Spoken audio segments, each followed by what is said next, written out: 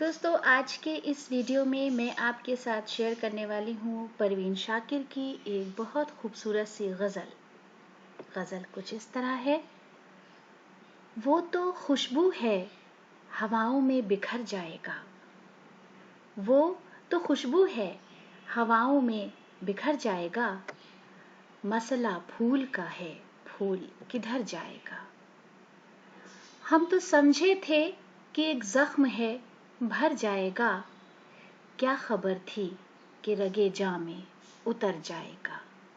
हम तो समझे थे कि एक जख्म है भर जाएगा। क्या खबर थी कि रगे जां में उतर जाएगा। वो हवाओं की तरह खाना बजा फिरता है। एक झोंका है जो आएगा गुजर जाएगा। वो जब आएगा तो फिर उसकी रिफाकत के लिए, वो जब आएगा तो फिर उसकी रिफाकत के लिए मौसमे गुल मेरे आंगन में ठहर जाएगा।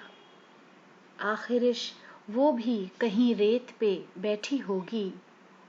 आखिरिश वो भी कहीं रेत पे बैठी होगी। तेरा ये प्यार भी दरिया है उतर जाएगा।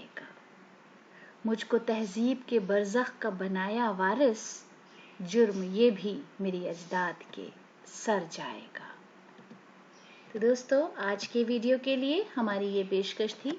वीडियो आपको कैसा लगा, आपके कमेंट्स का हमें कमेंट्स बॉक्स में इंतज़ार रहेगा।